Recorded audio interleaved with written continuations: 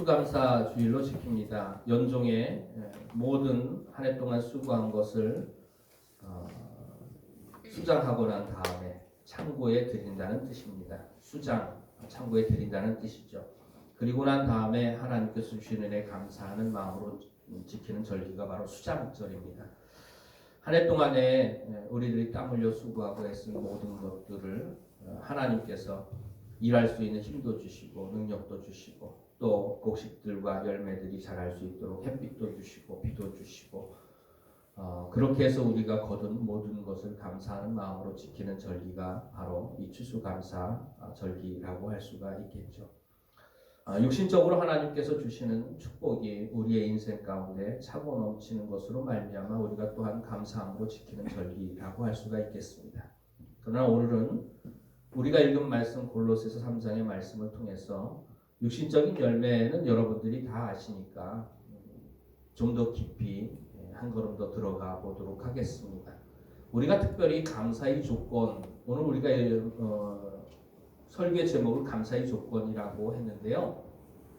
감사의 조건이라고 할 때에 믿음의 사람들, 영적인 생명이 있는 사람들은 감사의 조건을 영적인 생명이 없는 사람들과는 다른 기준을 가지고 판단을 해야 될 줄로 압니다. 영적으로 죽은 사람들은 감사의 조건을 생각할 때 눈에 보이는 것, 육신적인 것, 세상적인 것이 잘되고 풍성하고 부유한 것을 감사의 조건으로 생각을 하죠. 돈을 많이 번다든가 땅을 늘린다든가 집을 산다든가 그런 눈에 보이는 것들이 더욱더 많아지는 것들이 축복이라고 생각하고 그것에 대해서 감사를 합니다. 물론 그것도 하나님께서 허락하시는 감사의 조건이라고 할 수가 있겠죠. 그러나 그것보다도 죽음과 함께 없어질 것들이 아니라 정말로 우리에게 육신적인 것이 아니라 세상적인 것이 아니라 정욕적인 것이 아니라 정말로 우리가 하나님께 감사해야 마땅한 조건들이 무엇이 있는가를 오늘 우리가 읽은 말씀을 통해서 다시 한번 하나님의 말씀을 묵상해 보면서 은혜 받는 시간 가질 수 있기를 원합니다. 오늘 우리가 읽은 말씀 보면 첫 번째로 감사의 조건은 뭐냐 하면 따라합시다. 구원받았음에 감사. 첫 번째로 구원받았음에 감사하는 이야기입니다. 오늘 우리가 읽은 말씀 15절 말씀에 보면 그리스도의 평강이 너희 마음을 주장하게 하라. 너희는 평강을 위해 한 몸으로 부르심을 받았나니 너희는 또한 감사하는 자가 되라. 우리가 감사하는 자가 될 수 있는 조건, 정말로 하나님께 감사할 수 있는 조건이 뭐냐면 그리스도의 평강이 우리의 마음을 장악하고 다스리고 지배하고 우리의 마음을 주장하게 될 때에 그것이 첫 번째 감사의 조건이 된다고 하는 것입니다. 그리스도의 평강이라고 할 때에 이 평강이라는 말은 에이레네라는 말을 씁니다. 헬라어로 에이레네라는 말을 쓰는데 평강이라는 뜻이에요. 이 평강은 평안이라는 말과 같은 의미를 가지고 있습니다. 성경 말씀에 보면은 요한복음 14장 27절 말씀 한번 찾아보도록 하겠습니다. 중요한 말씀이니까 한번 찾아보고 넘어가도록 하겠습니다. 요한복음 14장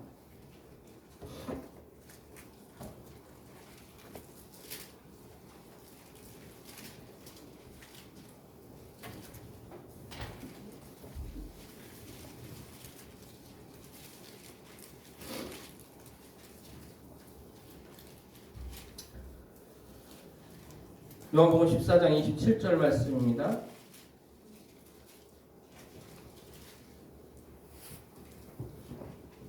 골로새서 표시해 두시고요. 그리고 요한복음 14장 27절 말씀 함께 봉독합니다.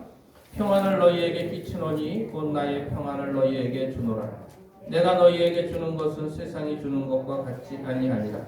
너희는 마음에 근심하지도 말고 두려워하지도 말라. 아멘. 여기서 평안을 너희에게 끼치노니 이 평안이 바로 에이레네라는 말입니다. 똑같은 단어를 쓰고 있는데 요한복음에서는 평안이라는 말로 번역을 했고요. 오늘 우리가 읽은 말씀 골로새서에는 평강이라는 말로 번역을 했습니다. 평강, 평안 다 같은 의미, 같은 단어라고 하는 것을 보게 됩니다. 그리고 로마서 5장 말씀 한번 찾아보도록 하겠습니다. 사도행전 다음에 로마서 5장 말씀. 5장 1절 말씀입니다.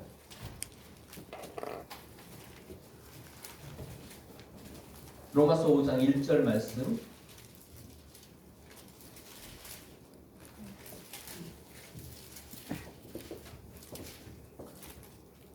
예, 찾으시기 바랍니다. 로마서 5장 1절 말씀. 함께 봉독합니다. 시작. 그러므로 우리가 믿음으로 의롭다 하심을 받았으니 우리 주 예수 그리스도로 말미암아 하나님과 화평을 누리자. 여기 화평이라는 단어가 나오는데 이것도 또한 에이레입니다. 그러니까 평안이라고도 번역을 하고 평강이라고도 번역을 하고 화평이라고도 번역을 했는데요. 이거 똑같은 단어입니다. 에이레네라고 하는 것이죠.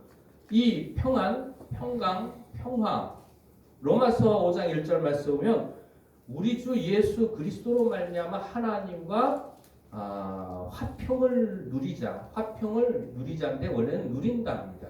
그러니까 예수 믿고 구원받은 사람은 하나님과 화평을 누리는 사람이 된 거예요. 누구로 말미암아? 우리 주 예수 그리스도로 말미암아. 그리스도를 통해서 우리가 하나님과 화평을 누리는 거예요. 믿음으로 구원받기 전에는 우리가 하나님과 어떤 사이였습니까? 하나님과 원수 사이였어. 우리는 죄인이고 하나님은 거룩하십니다. 죄인과 하나님이 만나면 즉시로 이루어지는 것이 뭐냐면 심판이 이루어지는 거예요. 그러니까 죄인이 죽을 날을 두려워하는 것이 왜냐하면 그날이 하나님 만나는 날이기 때문에 그렇습니다. 평생에 죄인으로 태어나서 죄만 짓다 죄 가지고 죽으면 하나님 앞에 서서 심판받고 영원한 지옥의 형벌을 받을 것을 그의 양심으로 알고 하나님께서 깨닫게 해주신 바대로 알기 때문에 죽음을 두려워하게 되는 겁니다. 그런데 그 죄인이 예수 그리스도를 믿게 되었을 때에 우리 주 예수 그리스도로 말미암아 하나님과 화평을 누리게 되는 거예요. 하나님이 전에는 죄인인 나를 기다렸습니다. 뭐하러 기다렸느냐 하면 심판하려고 기다렸고 벌 주려고 기다렸어요. 그런데 예수를 믿음으로 말미암아 우리의 죄가 용서받았습니다. 우리의 지은 모든 죄가 용서받고 거룩하지 않은 사람을 하나님께서 거룩하다고 인정해 주셨습니다. 사실은 거룩한 사람이 아니죠. 근데 거룩하다고 하나님께서 인정을 해 주셨어요. 그걸 칭의라고 말을 합니다. 의롭다고 칭해 주셨다. 의롭지도 않은 사람을 예수 그리스도를 믿는 믿음을 보시고 의롭다고 인정을 해주시고 여겨주신 거예요. 그러니까 그 순간에 하나님과 나 사이가 원수 사이에서 자녀가 되는 거예요. 하나님이 나의 아버지가 되시고 내가 하나님의 자녀가 되는 겁니다. 그러므로 하나님은 더 이상 내게 진노하시는 분이 아닙니다. 오히려 나를 사랑하시고 내가 또 연약하고 부족할수록 더욱더 나를 불쌍히 여기시고 긍휼히 여기시고 더욱더 귀히 여겨주시는 그런 관계와 그런 사이로 더 이상 하나님은 진노의 심판주가 아니십니다. 나를 사랑하시고 나를 용서하시고 나를 받아주시는 하나님이신 거예요. 그러니까 우리 주 예수 그리스도로 말미암아 하나님과 화평을 누리는 상태가 된 겁니다. 그게 하나님과 나 사이의 평안이죠. 예수님께서 요한복음 14장 말씀에서 말씀하신 것처럼 평안을 너희에게 끼치노니 곧 나의 평안을 너희에게 주노라. 예수님께서 가지셨던 평안이 뭐냐면 하나님의 아들로서 하나님과 가지셨던 그 관계 속에서 오는 평안함입니다. 그러면서 이것은 세상이 주는 평안과 같지 않다. 세상이 주는 평안은 어떤 평안이냐면 눈에 보이는 것으로부터 오는 평안이고 그것은 일시적인 평안이에요. 그리고 이 땅에서의 평안입니다. 그런데 예수님께서 우리에게 주시는 평안은 세상이 주는 평안과 같지 않아요. 너희는 마음에 근심하지도 말고 걱정하지도 말아라. 예수님께서 우리에게 주시는 평안은 어떤 능력이 있느냐 하면 죽음을 넘어서까지도 우리에게 평안을 주시는 그런 능력이 있습니다. 그러니까 예수 믿고 구원받고 하나님과의 관계가 회복되고 하나님 안에서 평화를, 하나님과의 관계가 회복된 가운데서 평화를 누리는 사람은 죽음을 더 이상 두려워하지 않아요. 왜냐하면 죽어서 하나님 앞에 서게 되었을 때 하나님이 나를 진노하시고 심판하시는 하나님이 아니시기 때문에 그렇습니다. 나를 용서하시고 나를 사랑하시고 나를 영원한 천국에서 영생 복락을 누리며 살게 될 소망을 우리에게 주신 분이 바로 하나님이시라고 하는 것이죠. 바로 그것이 예수 믿고 구원받은 것으로부터 오는 하나님과 나 사이의 평강이라고 하는 것입니다. 오늘 우리가 읽은 말씀으로 다시 한번 돌아가 보면 골로새서 말씀, 골로새서 3장 15절 말씀에 보면 그리스도의 평강. 자, 내가 주는 평안을 너희에게 주노니 요한복음에서 예수님께서 말씀하셨죠. 그게 바로 예수 그리스도를 통해서 주시는 평강입니다. 누구와 누구 사이의 평강입니까? 하나님과 나 사이의 평강. 그리스도의 평강이 너희 마음을 주장하게 하라. 여러분들, 하나님께서 나를 용서하셨음을 확신하시기를 바랍니다. 예수를 믿는 나를 하나님께서 용서하셨어요. 받아주셨어요. 더 이상 하나님은 내게 진노하시는 하나님이 아닙니다. 나를 심판하시는 하나님이 아닙니다. 내가 이 땅을 떠나서 주님 앞에, 하나님 앞에 서게 되면 하나님은 나를 반갑게 맞아주실 겁니다. 믿음으로 나를 의롭게 받아주시고 여겨주셨기 때문에 영원히 천국에서 하나님과 함께 영생 복락을 누리며 살게 해 주실 줄로 믿습니다. 이 확신을 가지라고 하는 거예요. 더 이상 죽음은 우리에게 두려운 일이 아니고 오히려 우리에게 더욱더 그날이 기쁨의 날이 될 것입니다.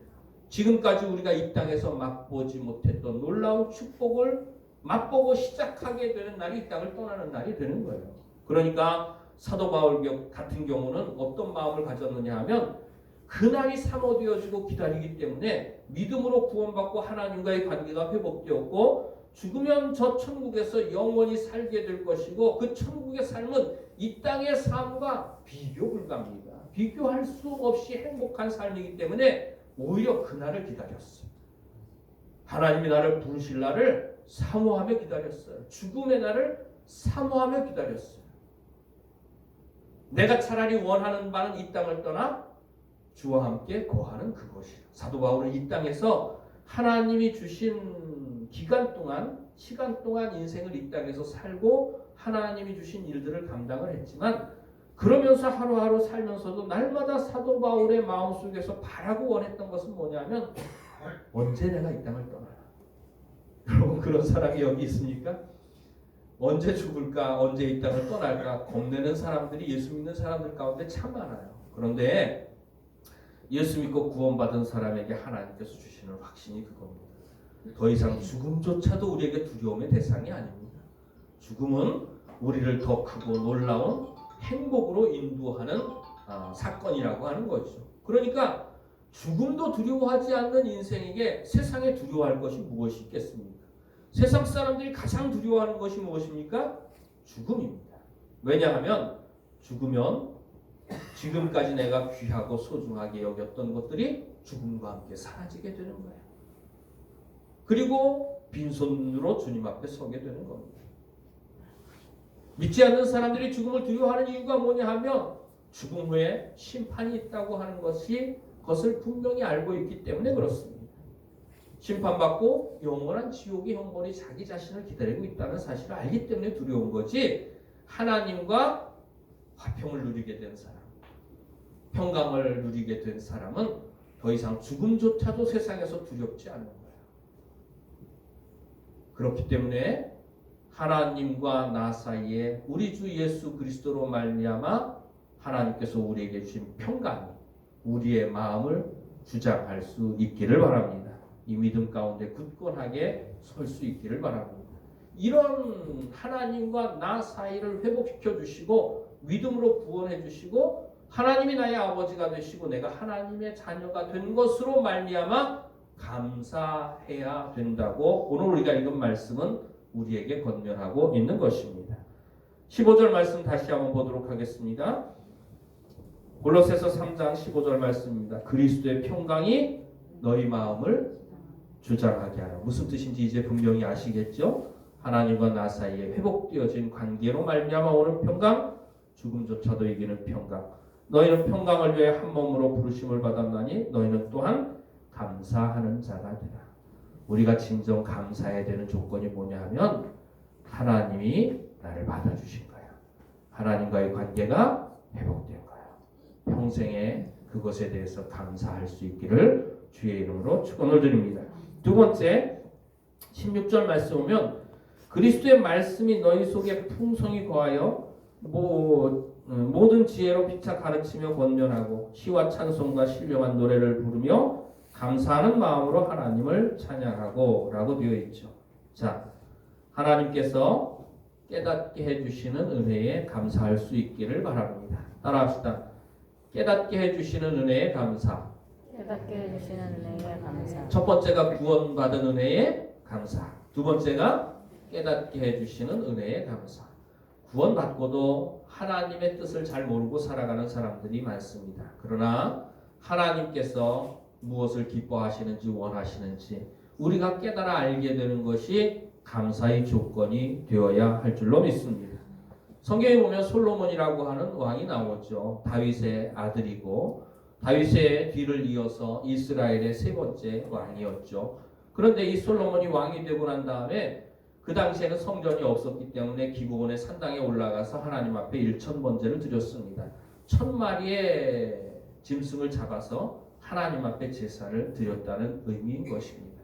1,000번제를 드리고 났는데 그날 밤에 기브온의 산당에 머무르는 솔로몬에게 하나님께서 꿈속에서 나타나셨어요. 그러면서 내가 내게 무엇을 줄고 너는 구하라.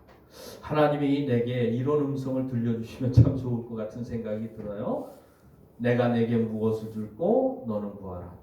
한번 따라해 볼까요? 내가 내게 무엇을 줄고 내가 내게 무엇을 줄고 너는 구하라. 너는 구하라. 야, 이 기회입니다, 기회. 자, 무엇을 구하겠습니까? 여러분들 구할 것이 참 많이 있죠. 네, 솔로몬의 수준은 우리의 수준과는 좀 달랐던 것 같아요. 솔로몬의 수준은 어떤 수준이었느냐 하면 우리가 원했던 것처럼 부도, 수도, 원수의 생명 멸하기도 구하지 않았습니다. 그러니까 돈이나 물질도 구한 것도 아니고 오래오래 건강하게 사는 걸 구한 것도 아니고 내 원수가 다 망하기를 구한 것도 아니에요. 솔로몬이 다만 원했던 것이 뭐냐면 하나님께서 내게 지혜를 주시기를 원합니다. 라고 하나님 앞에 기도를 해요. 하나님이 내게 맡겨주신 일이 있는데 백성들을 재판하고 판단해야 되는데 그렇게 하기 위해서는 하나님이 주시는 지혜가 필요한 거예요. 선과 악을 분별할 수 있는 지혜가 필요한 거예요. 무엇이 옳은지, 무엇이 잘못된 것인지, 무엇이 좋은 것인지, 무엇이 나쁜 것인지를 판단할 수 있는 지혜. 이 지혜는 사람이 공부해서 얻는 게 아닙니다. 하나님께서 주셔야만 가질 수 있는 것이 선악을 분별할 수 있는 능력이라고 하는 거죠. 아무리 많이 배운 사람도 좋은 것인지 나쁜 것인지를 분별할 수 있는 능력을 가진 사람을 찾아보기가 참 어렵습니다. 아무리 똑똑한 사람도 그래요. 많이 배운 사람도 그렇고 아무리 좋은 학교를 나오고 아무리 많은 지식을 가진 사람도 선악을 분별하는 일에 있어서는 왜 그렇게 어린아이와 같이 어리석은지 모르겠습니다. 왜냐하면 그건 하나님께로부터 오는 것이기 때문에 그렇다고 하는 것이죠. 솔로몬이 구했던 것이 선악을 분별할 수 있는 지혜예요. 근데 솔로몬뿐만이 아니라 오늘날 우리에게도 가장 필요한 것이 뭐냐면 선악을 분별할 수 있는 지혜입니다. 좋은 것과 나쁜 것을 분별할 수 있는 지혜죠. 그것도 믿음 안에서 구원받은 하나님의 사람들이 믿음 안에서 좋은 것과 나쁜 것을 분별할 수 있는 지혜가 있어야 되는 거죠. 근데 믿음을 가지고 나서도 믿음 안에서 좋은 것과 나쁜 것을 구별하는 것이 아니라 믿음을 가지기 이전에 가졌던 판단 기준을 가지고 좋은 것과 나쁜 것을 분별하기 때문에 우리들이 수시로 시험에 빠지고 주저앉고 넘어지고 시험에 들고 하는 것들을 보게 됩니다. 솔로몬이 구했던 것이 뭐냐면 하나님이 지혜를 주셔서 선악을 분별하게 하옵소서. 그랬더니 그 말이 하나님의 마음에 맞은지라. 여러분도 우리가 구하는 게 하나님 마음에 맞게 구하는 것도 있고 하나님 마음에 맞지 않게 구하는 것도 있어요. 그러니까 우리가 구하는 것도 기도하는 것도 잘 구하고 기도해야 됩니다. 하나님이 들으시기를 원하시는 기도가 있고 듣기를 원치 않으시는 기도가 있어요. 너희가 구하지 아니하면 너희가 얻지 못하면 구하지 아니하며 구하여도 얻지 못하면 정욕으로 쓰려고 잘못 구하는 거예요. 기도라고 다 기도가 아닙니다. 잘못 구하는 기도가 있어요. 정욕으로 쓰려고 구하는 기도, 내 욕심을 따라서 구하는 기도, 그런 기도는 하나님께서 듣기를 원치 않으시는 기도죠. 그런데 솔로몬의 기도는 하나님의 마음에 맞았다라고 성경이 기록하고 있는 것을 보게 됩니다. 그러니까 우리가 하나님 앞에 감사할 수 있는 조건이 뭐냐면 하나님이 좋아하시고 싫어하시는 것. 좋은 게 선이고 나쁜 게 악이잖아요. 하나님이 좋아하시는 게 선이고 하나님이 싫어하시는 게 악입니다. 그러니까 선악을 분별한다고 하는 것은 하나님이 좋아하시는 것이 무엇인지 싫어하시는 것이 무엇인지를 깨달아 아는 겁니다. 그게 바로 지혜라고 하는 거죠. 내가 선악을 분별하는 사람이 되는 것. 점점 더 하나님의 말씀이 내 마음속에 풍성히 거하고 말씀이 우리의 선악의 기준이 됩니다. 말씀이 옳고 그름의 기준이 되고 좋고 나쁨의 기준이 되는 거죠. 잠언서에 보면 그런 말씀 있지 않습니까? 주의 말씀은 내 발의 등이요 내 길의 빛이니이다. 우리 인생에 좋고 나쁜 것의 기준으로 삼아야 되는 것이 하나님의 말씀입니다. 그 하나님의 말씀이 우리에게 더욱더 풍성히 깨달아지면 깨달아질수록 우리가 더욱더 분명하고 확실하게 좋은 것과 나쁜 것을 분별할 수 있는 지혜가 생긴다고 하는 것이죠. 이 지혜를 하나님께서 주시는 것으로 말미암아 하나님 앞에 감사와 찬양과 영광을 돌려야 할 줄로 믿습니다. 16절 말씀으로 돌아가 보도록 하겠습니다. 골로새서 3장 16절 말씀입니다. 함께 봉독합니다. 그리스도의 말씀이 너희 속에 풍성히 거하여 모든 지혜로 피차 가르치며 권면하고 희와 찬송과 신령한 노래를 부르며 감사하는 마음으로 하나님을 찬양하고. 그러니까 우리가 첫 번째 감사할 조건은 구원받았음에 감사하고, 두 번째 감사할 조건이 뭐예요? 영적인 그리스도인, 구원받은 그리스도인이 두 번째로 감사할 조건이 뭐냐면 하나님의 말씀이 내게 풍성히 거하고 그런 말미암아 지혜가 생기는 거야. 선악을 능히 분별할 수 있는 지혜를 하나님께서 내게 주셨으므로 말미암아 그걸 가지고 다른 사람들을 권면하고 가르칠 수 있는 사람. 내가 옳고 그름을 분명히 알아야 다른 사람들은 옳고 그름을 분명하게 가르쳐 주는 거 아니겠습니까? 여러분을 직분을 받은 것이 참으로 두렵고 떨리는 게 뭐냐면 내가 잘못 알고 잘못 가르치면 소경이 소경을 인도하는 것처럼 둘 다 구덩이에 빠지는 거예요. 예수님 시대의 바리새인과 서기관들이 그렇지 않았습니까? 자기들이 잘못 알면서도 잘못 아는 것을 모르고 똑바로 안다고 생각하고 다른 사람들을 가르쳤어요. 그러니까 둘 다 망하는 겁니다. 가르치는 사람이나 배우는 사람이나. 그런데 직분자는 교회 안에서 오래 신앙생활을 하면 직분을 받잖아요. 직분자는 정말로 다른 사람을 가르치고 권면해야 되는 사람인데 그런 사람이 하나님이 주시는 지혜가 없으면 잘못된 것을 옳다고 가르치는 경우가 참 많이 있습니다. 특별히 목회자들도 거기에 대해서 조심해야 되고요. 교회 직분자들, 장로님들, 권사님들도 그렇게 그 부분에 대해서 정말로 두렵고 떨리는 마음을 가지고 대해야 됩니다. 그러니까 어떻게 하든지 가르치는 사람은 분명하고 확실한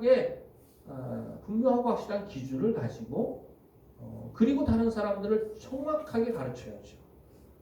저도 늘 다른 사람에게 성경 말씀을 가르치는 위치와 입장에 있는데 설교할 때마다 사실은 참 많이 부담이 되고 내가 분명하고 확실한 진리 위에서 가르치고 있는지를 점검을 합니다만은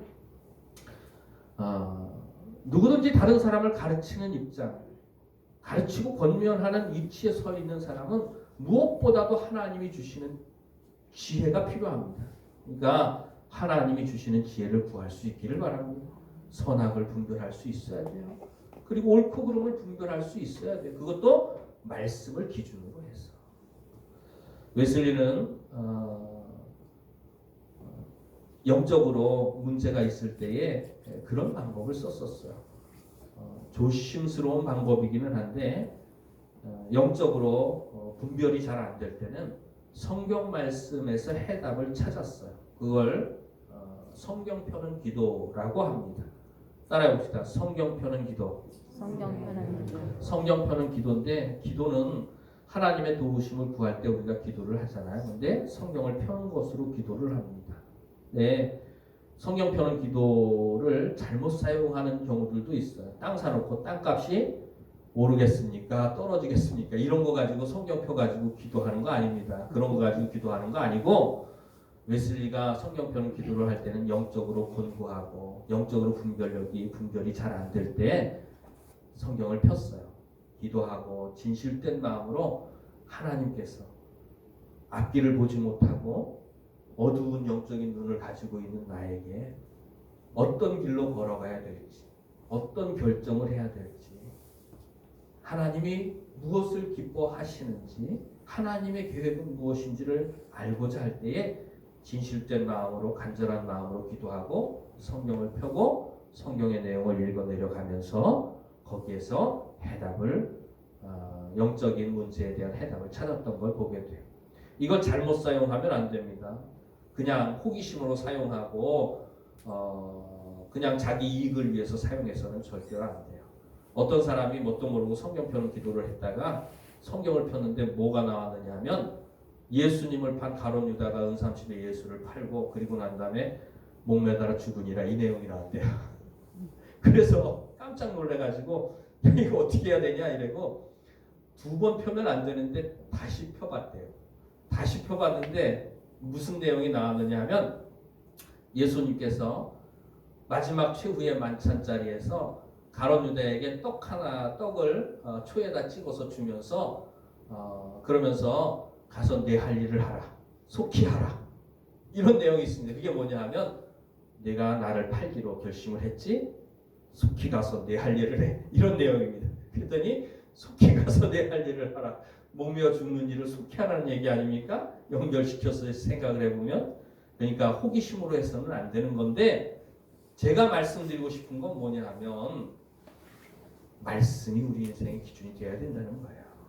그것도 하나님의 말씀을 우리의 인생의 기준으로 삼기 위해서는 말씀을 알아야죠. 말씀에는 하나님의 뜻이 담겨져 있습니다. 하나님이 기뻐하시는 것이 무엇인지, 싫어하시는 것이 무엇인지, 좋은 것이 우리 인생에 좋은 것이 무엇인지, 나쁜 것이 무엇인지를 다 성경 속에 다 있어요. 그러니까 하나님께서 나를 가르쳐 주시기를 바라면서 그냥 하나님이 내게 말씀해 주시기만을 바라는 게 아니라 우리에게 신앙생활에 이미 충분한 표준, 우리의 신앙생활에 있어서 더 이상 다른 것이 필요 없을 정도로 충분한 표준이 되는 것이 성경입니다. 성경은 캐논이라고 이야기를 합니다. 캐논은 척도라고 하는 의미를 가지고 있어요. 길고 짧은지 알 수 있는 방법이 자에 대보면 알 수 있잖아요. 자에다 딱 대보면 길이가 긴지 짧은지 몇 센치인지 몇 인치인지 알 수 있는 것처럼 성경 말씀에 딱 대해보면 우리가 옳은지 그른지를 분명하고 확실하게 알 수 있는 기준이 바로 캐논, 척도가 되는 게 우리 삶의 생활의 기준이 되는 게 바로 성경 말씀이라고 하는 거죠. 주의 말씀은 내 발의 등이요 내 길의 빛입니다. 말씀이 우리의 삶의 기준이 되어질 수 있기를 주의 이름으로 축원을 드립니다. 그러니까 옳은 기준을 분별할 수 있는 것이 얼마나 놀라운 축복인지 그것으로 말미암아 하나님께 감사해야 될 줄로 믿습니다.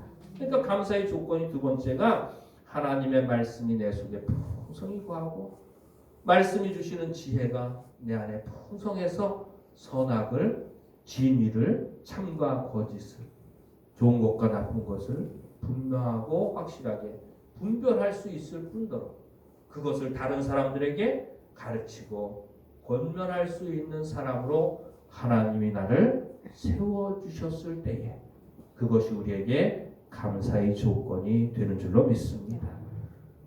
16절 말씀 골로새 3장 16절 말씀 다시 한번 읽어보겠습니다. 시작.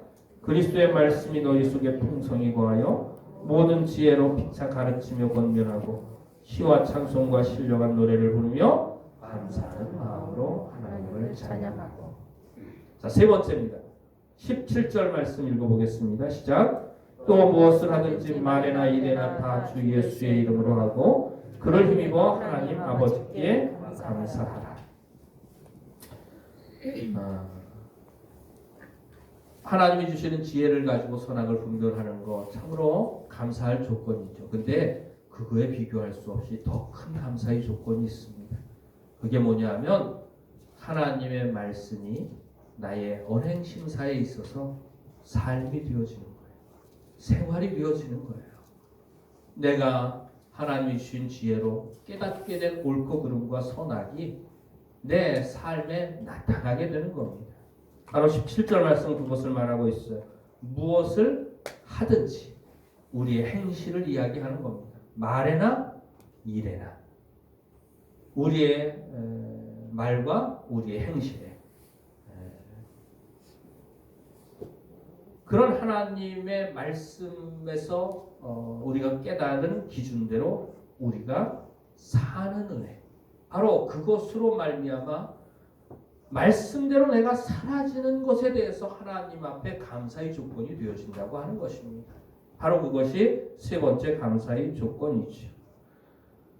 우리가 어릴 때 문장을 구성하는 6가지 요소를 배웁니다.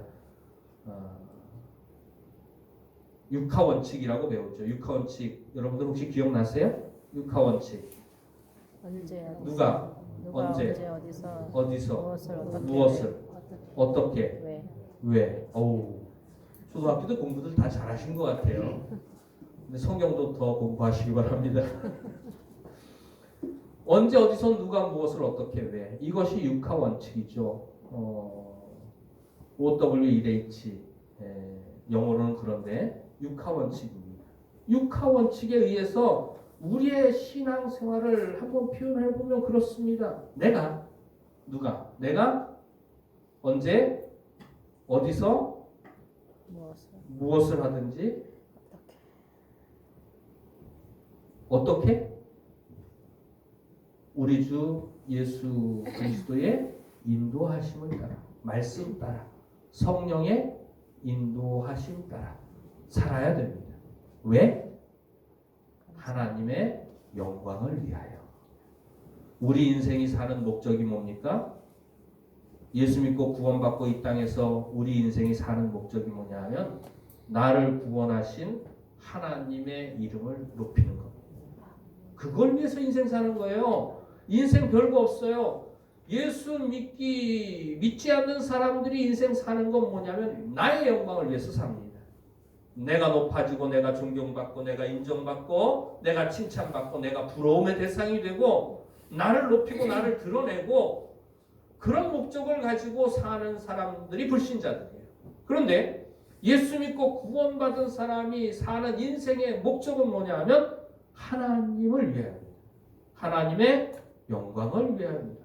사도 바울은 우리에게 이렇게 이야기합니다. 그런즉 너희가 먹든지 마시든지 무엇을 하든지 하나님의 영광을 위하여 하라. 먹든지 마시든지 무엇을 하든지. 그런즉 너희는 누굽니까? 구원받은 사람들을 의미하는 겁니다. 그러니까 육하원칙에 의해서 그리스도인 예수 믿고 구원받은 사람의 삶을 한 문장으로 표현해 본다면 내가 언제 어디서 무엇을 하든지 예수 그리스도의 이름으로 하고 하나님의 영광을 위하여 살아야 된다고 하는 것을 말하고 있죠. 17절 말씀입니다. 또 무엇을 하든지 말이나 이래나 다 주 예수의 이름으로 하고 그를 힘입어 하나님 아버지께 감사하라. 예수님께서 우리를 도와주실 줄로 믿습니다. 말씀대로 살아갈 수 있도록 우리를 도와주실 줄로 믿습니다. 그를 힘입고 내게 깨닫게 해주신 말씀, 지혜의 말씀, 진리의 말씀, 생명의 말씀, 선악을 분별하게 하시는 그 말씀대로 순종하며 살아갈 수 있도록 우리 주 예수 그리스도를 의지할 수 있기를 바랍니다. 그를 의지하면 그가 우리를 세워주실 줄로 믿습니다. 그리고 그런 삶을 통해서 하나님 아버지께 영광을 돌리는 우리 인생의 삶의 가장 최고의 목적을 우리가 이 땅에서 이루면서 살아갈 수 있도록 주께서 도와주실 줄로 믿습니다. 그랬을 때에 우리가 하나님 앞에 감사할 수 있는 거예요. 17절 말씀에 또 무엇을 하든지 말이나 이래나 다 주 예수의 이름으로 하고 그를 힘입어 하나님 아버지께 감사하라. 그때 진정한 감사를 하나님께 올려드릴 수 있는 거예요. 오늘 추수감사주의를 맞아서 감사의 조건에 대해서 살펴보았습니다. 물론 햇빛도 주시고 비도 주시고 풍성한 열매도 주시고 우리가 살아갈 수 있는데 물질도 주시고 건강도 주시고 필요한 것들로 우리에게 채워주신 하나님의 은혜에 감사하는 마음도 우리에게 필요합니다. 그러나 영적으로는 우리가 참으로 감사해야 되는 조건이 구원받았음에 감사해야 돼요. 진리를 하나님이 주시는 하늘의 지혜를 가지고 깨닫게 해주셨음에 감사할 수 있어야 돼요. 그 지혜의 말씀이 내 생활이 되고 삶이 되고 그로 말미암아 하나님의 이름을 높이고 하나님의 영광을 나타내고 드러내는 사람으로 살게 되었을 때 그때에 하나님이 진짜 받으시기를 원하시는 진정한 감사가 우리에게로부터 하나님께 올려드리게 될 줄로 믿습니다. 아무쪼록 우리의 인생 가운데 하나님이 함께 하심을 확신할 수 있기를 바랍니다. 그리고 영육간에 풍성한 것들로 하나님께서 늘 채워주실 것을 확신하시기를 바랍니다. 그리고 언제나 범사에 하나님이 행하시는 일로 말미암아 우리 인생 가운데 행하시는 하나님이 행하시는 일로 말미암아 우리의 입술과 우리의 심령으로 터나오는 감사와 찬양이 하나님 앞에 늘 올려지는 복된 삶이 되어지기를 주의 이름으로 축원을 드립니다. 기도드리시겠습니다.